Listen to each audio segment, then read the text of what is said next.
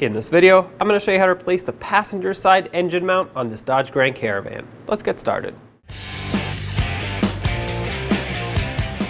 On the passenger side, let's remove the air intake box, which is also the filter housing. I'm going to start by disconnecting this clamp over here. You'll see it has an 8mm bolt on it. Unthread this a few turns. That should loosen up this clamp. While I'm here, I'm also going to pull this PCV hose off. Now you should be able to do this. And we need to also unbolt the power steering reservoir from this air filter housing with a 13mm socket. Remove that nut. Pull this up and off. I'm going to put this nut back on so that it doesn't get lost. This we're going to have to bungee cord out of our way. But now we should be able to pull this air filter housing straight up. It's just secured onto a couple rubber grommets. So go up, get everything out of the way. There we go. Now with the help of a floor jack, let's raise up the passenger side of the engine. I have a rubber pad on my floor jack so that it doesn't damage the oil pan. And I'm going to raise on the edge of it, preferably on the corner, so that you have that bend on the oil pan supporting it. If you go on the center of it where it's flat, you're just going to crush it. When I raise this up, I'm just trying to relieve pressure off of that engine mount. I'm not actually lifting the engine a whole lot. Just so you can have an idea of what it looks like from the top, this is as much as I want to raise it right here. And that's it. Be careful of this line right here. This is your main fuel feed line, so you don't want to damage it. But now let's remove all of these fasteners that hold this onto the engine mount. Doesn't matter where you start. I'm going to start with these two 13mm mounting nuts. If you supported the engine properly, this should be pretty much loose now. Next, let's take off these three 16mm mounting bolts.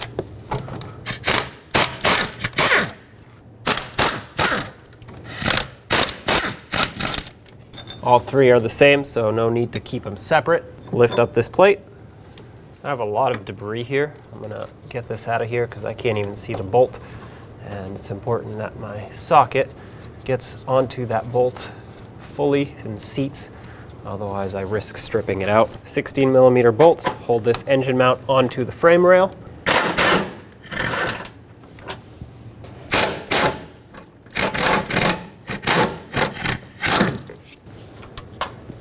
There's your engine mount.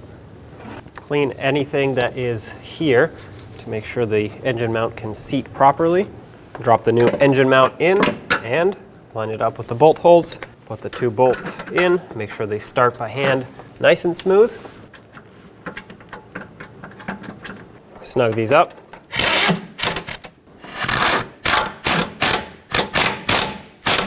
The torque for these is 70 foot-pounds. That's one. And two. Now bring this piece in and slide it down. If you need to adjust the height of your engine at this point, go ahead and do so that you can line all of these up and make sure they start in smoothly by hand. You don't want any of these to cross thread. And I'm going to start these two mounting nuts on as well. I'm going to tighten the bigger bolts first, just snug them up, then we'll torque them, of course.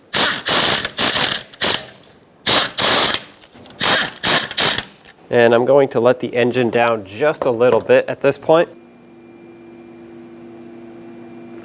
just so that it rests on this engine mount here and doesn't actually pull upwards on it. Snug those up.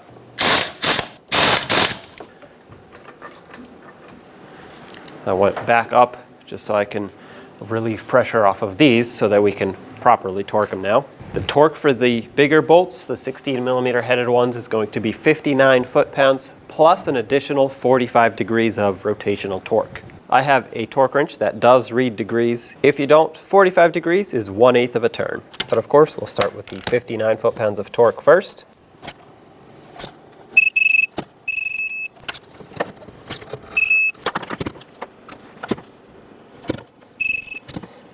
Now these already feel very tight, so I may not be able to go the whole 45 degrees, but I will try my best.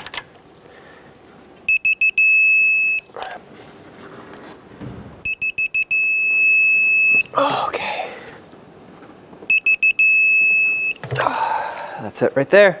Now let's relieve pressure off of our support, the floor jack that is, so we can put pressure on this engine mount so we can finish tightening these two properly. The torque for these two is going to be 18 foot-pounds.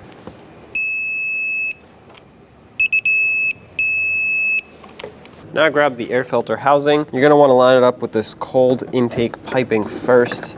And looks like mine is, well, not so secured anymore, so I'm going to have to guide it in here, kind of. But once it goes in there, you should be able to drop the rest of the filter housing into place.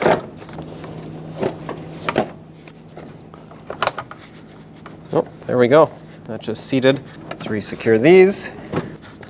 Make sure this slides on. It's got this little notch here that needs to line up.